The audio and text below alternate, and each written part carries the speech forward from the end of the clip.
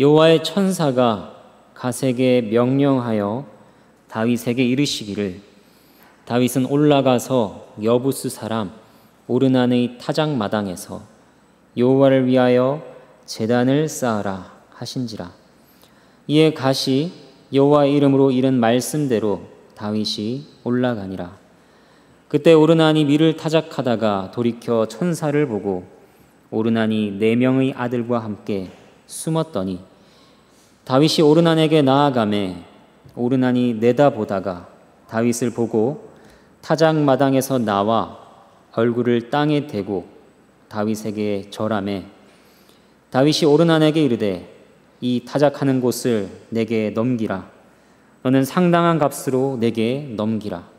내가 여호와를 위하여 여기 한 제단을 쌓으리니 그리하면 전염병이 백성 중에서 그치리라 하니 오르난이 다윗에게 말하되 왕은 취하소서. 내 주 왕께서 좋게 여기시는 대로 행하소서. 보소서, 내가 이것들을 드리나이다. 소들은 번제물로, 곡식 떠는 기계는 화목으로, 밀은 소제물로 삼으시기 위하여 다 드리나이다 하는지라. 다윗 왕이 오르난에게 이르되 그렇지 아니하다. 내가 반드시 상당한 값으로 사리라. 내가 여호와께 드리려고 내 물건을 빼앗지 아니하겠고 값 없이는 번제를 드리지도 아니하리라 하니라.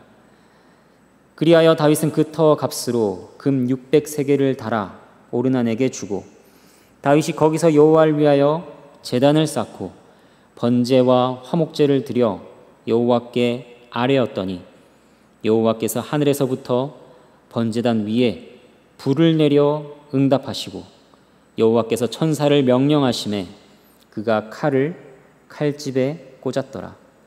이때 다윗이 여호와께서 여부스 사람 오르난의 타작 마당에서 응답하심을 보고 거기서 제사를 드렸으니 옛적에 모세가 광야에서 지은 여호와의 성막과 번제단이 그때 기브온 산당에 있었으나 다윗이 여호와의 천사의 칼을 두려워하여 감히 그 앞에 가서 하나님께 묻지 못하더라. 하나님의 말씀입니다. 하나님께 감사합니다. 오늘 본문은 매우 긴박하고 두려운 상황에서 시작됩니다. 다윗 왕이 인구 조사를 통해 교만의 죄를 범했습니다. 그 결과로 온 이스라엘에 끔찍한 전염병이 퍼졌습니다. 7만 명이 목숨을 잃었습니다. 그리고 여호와의 진노를 상징하는 여호와의 천사가 칼을 빼어들고 예루살렘을 향해 서 있는 말 그대로 일촉즉발의 위기였습니다. 이때 다윗은 하나님 앞에 엎드려 회개하며 긍휼을 구했습니다. 그런 다윗에게 하나님께서는 갓 선지자를 통해 한 가지 명령을 주십니다. 18절 말씀입니다. 여호와를 위하여 제단을 쌓아라. 이는 단순한 명령이 아니라 하나님께서 다윗에게 죄사함과 회복의 길을 열어주신 것입니다. 용서받고 하나님과 화목할 수 있는 유일한 길을 하나님께서 친히 알려주신 것입니다. 사람이 누군가에게 잘못을 저질렀을 때 뉘우치고 용서를 구하는 것은 마땅합니다.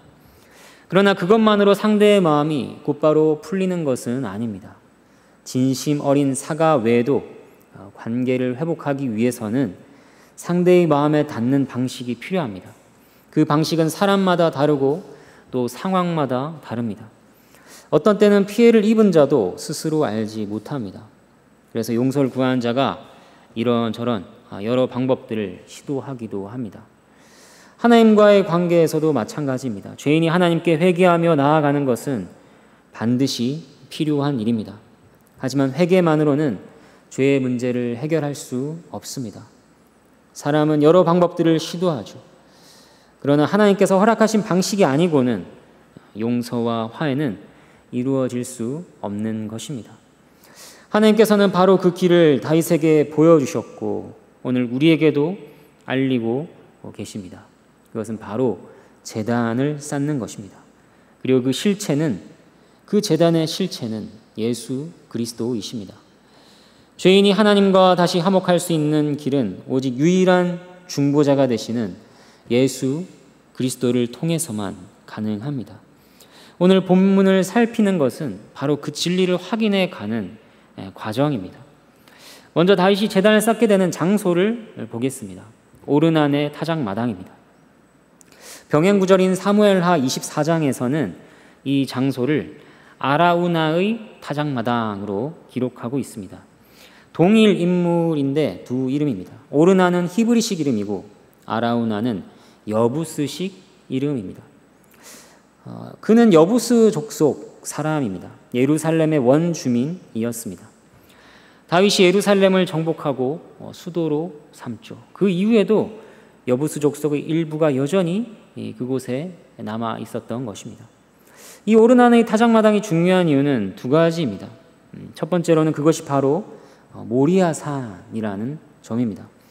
역대하 3장 1절은 이렇게 말씀합니다. 역대하 3장 1절 제가 말씀을 읽어드리겠습니다. 솔로몬이 예루살렘 모리아산에 여호와의 전 건축하기를 시작하니 그곳은 전에 여호와께서 그의 아버지 다윗에게 나타나신 곳이요 여부스 사람 오르난의 타작마당에 다윗이 정한 곳이라. 그곳은 모리아산이었습니다. 모리아산. 이 이름은 우리에게 매우 익숙합니다.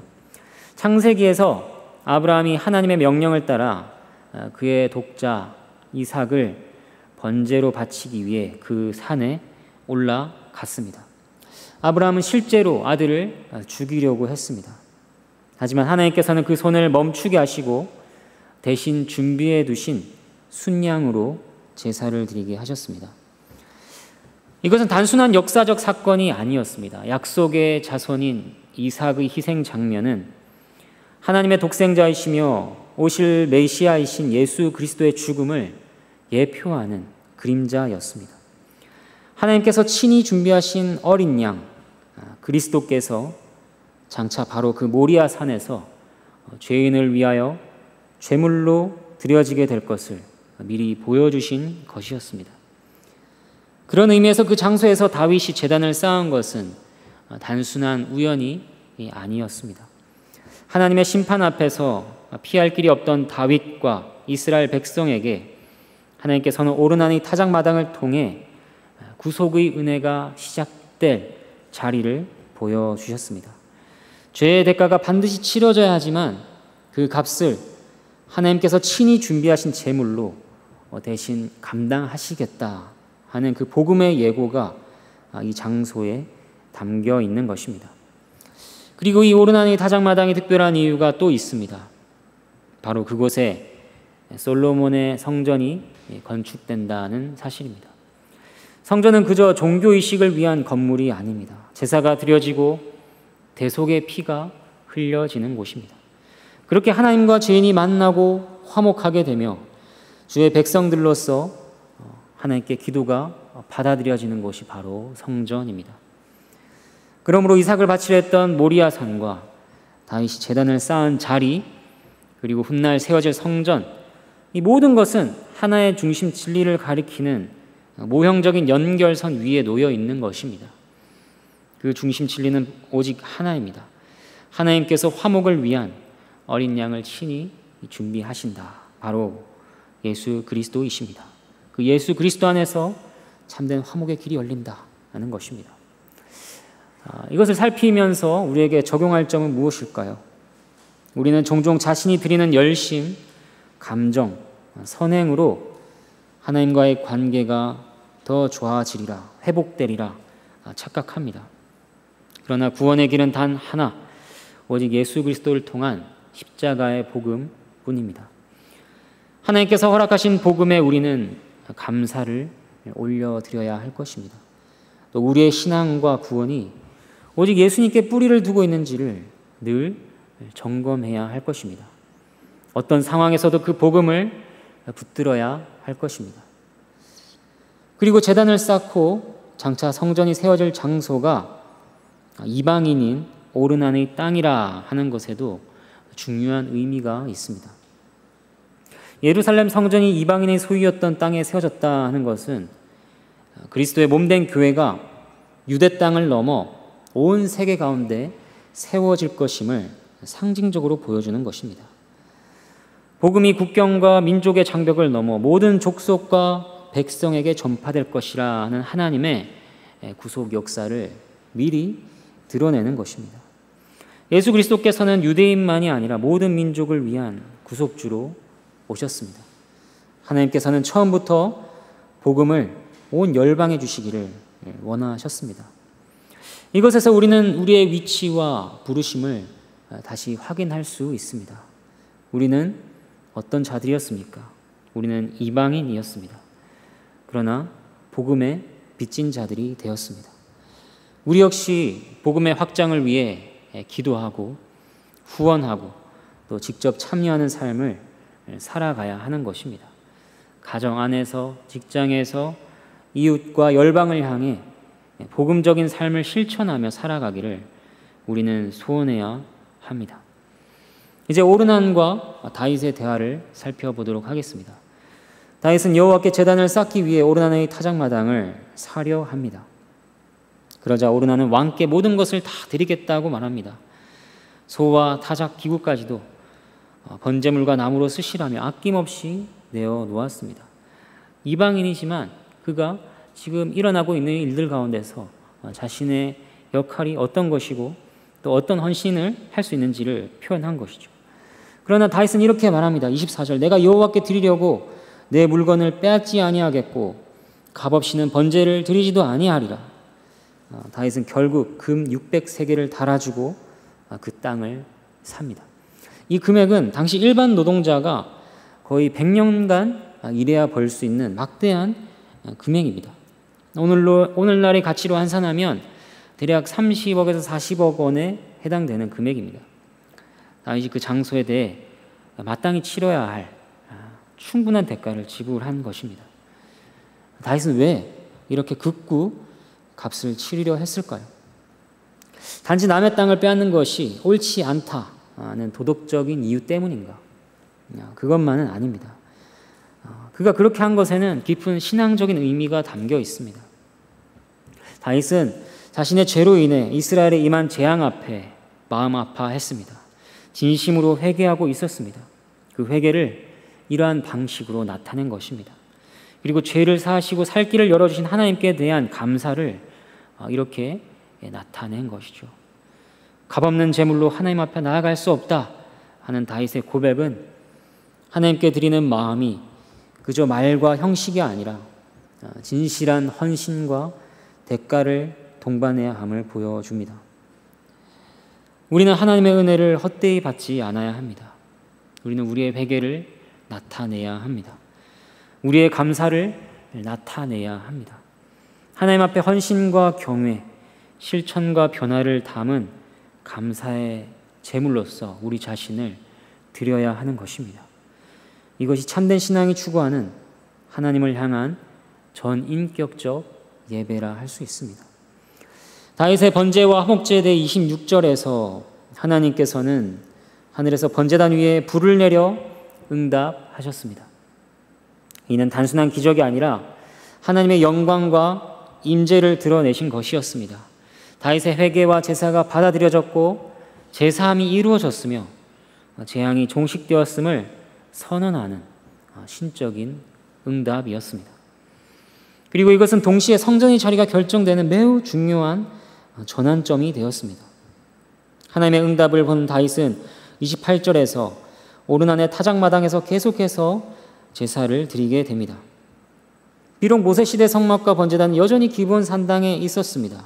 하지만 다윗은 더 이상 그곳으로 가지 않고 하나님께서 불로 응답하신 이 새로운 장소에 머물며 하나님을 찾습니다.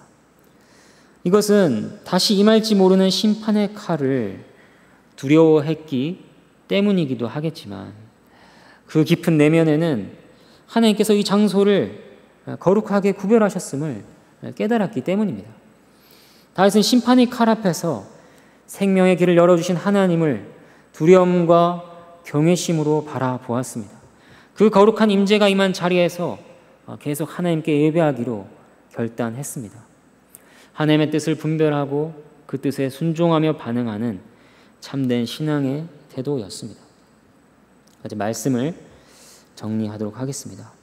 다윗의 죄와 회개, 그리고 하나님의 용서와 응답이 만나는 장면을 살펴보았습니다.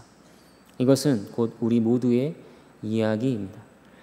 우리는 죄로 말미암아 하나님의 진노의 심판을 받기에 합당한 자들입니다. 그런 우리에게 하나님께서는 복되신 그리스도를 통하여 구원과 회복의 길을 여셨습니다. 우리는 언제나 그 십자가에서 하나님과의 화목의 답을 찾아야 할 것입니다. 그 십자가에서 하나님의 용서와 자녀로 삼아 주셨음을 기뻐해야 할 것입니다. 그리고 다윗이 값없이 하나님께 드리지 않겠다 고백한 것처럼 삶 속에서 회개와 감사를 나타내야 할 것입니다. 하나님을 경외함으로 진실한 마음과 헌신으로 예배하는 삶을 살아가는 우리 모두가 되기를 바랍니다.